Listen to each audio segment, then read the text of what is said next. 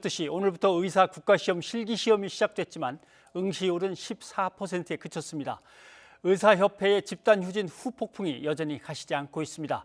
서울대의대 의료관리학교실에 김윤 교수를 연결해서 자세한 얘기를 더 나눠보도록 하겠습니다. 교수님 안녕하십니까? 네, 네, 안녕하십니까? 의대생 10명 중에 8명은 응시를 거부했다는 얘기가 되는데 다 제자들이고 후배들일 텐데 좀 마음이 많이 네, 무겁고 안타까우시겠습니다. 예, 안타까운 상황인 것 같습니다. 어, 학생들이 이제 선배들과 같이 의료제도, 뭐 의과대학 증원은 반대의 싸움을 하다가 이제 국시 거부를 끝까지 남아서 하고 있는 상황인데요. 어, 그 앞으로도 만약에 본인들의 그 생각을 충분히 표현할 수 있는 여러 가지 기회가 있을 거로 생각이 돼서 지금은 좀 학교로 돌아오고 국민들과 정부 당국이 적절한 기회를 제공한다면 그 시험을 보는 게 좋지 않을까 그렇게 생각을 하고 있습니다. 네.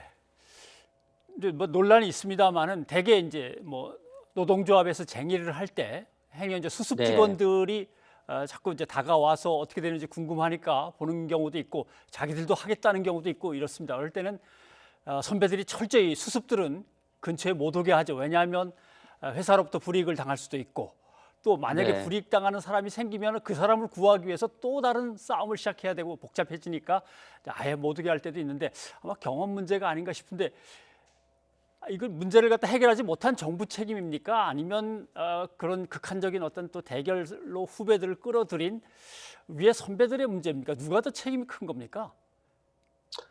저는 선배들의 책임이 더 크다고 생각합니다. 그러니까 그 의과대학생 전공의협의회 의사협회가 소위 뭐 범대위라고 하는 걸 구성해서 같이 합의 문안을 만들고 합의하는 과정을 거쳤으면 예.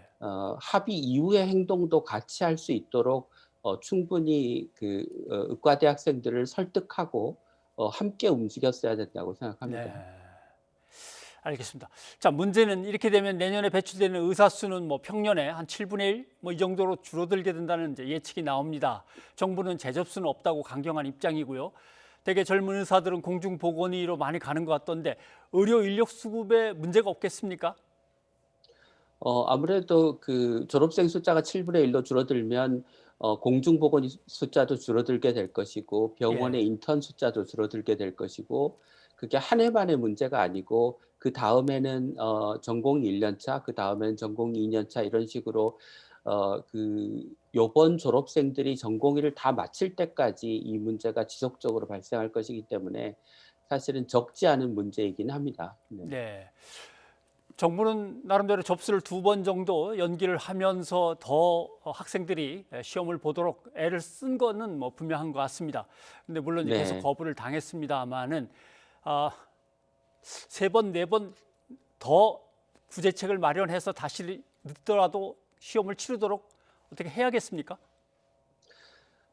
이게 그 다른 국가 시험이나 또는 의과대학생이 아닌 다른 대학 학생들과의 공정성, 형평성의 문제 때문에 예. 이 정부가 선뜻 나서서 의과대학생들한테 시험의 기회를 다시 주기는 좀 어려워 보입니다.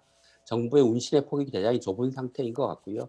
저는 이제 이럴 때는 그 앞서 말씀드렸던 뭐 의사협회, 전공의협의회 또 의과대학 학장님들을 포함한 교수들이 좀 나서서 예. 학생들이 먼저 시험을 보도록 좀 설득을 하고 예. 그다음에 학생들이 시험을 보기로 결정한다면 그걸 바탕으로 해서 국민들의 동의를 구하면서 시험을 볼 기회를 좀 한 번 더 그 가질 수 있도록 정부와 국민들에게 양해를 구하는 게 맞다고 생각합니다. 네.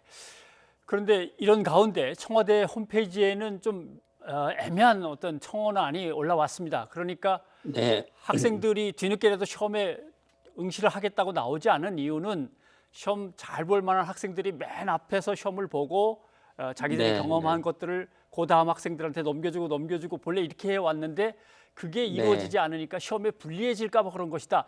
이걸 네. 그대로 받아들일 수 있는 내용입니까? 그 약간 지금 실기 시험에 대해서 오해가 있으셔서 예, 그런 것 예. 같은데요.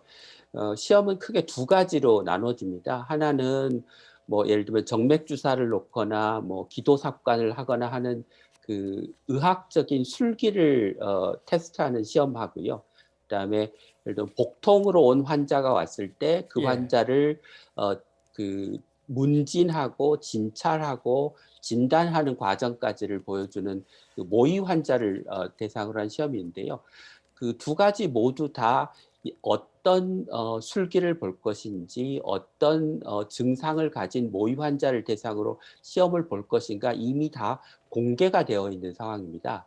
그리고 그 복수에 굉장히 많은 숫자, 약 80여 개의 문항이 공개가 돼 있고 학생들은 그 중에서 한 12개 정도의 문항을 무작위로 추출된 것에 대해서 시험을 보게 됩니다. 그래서 네.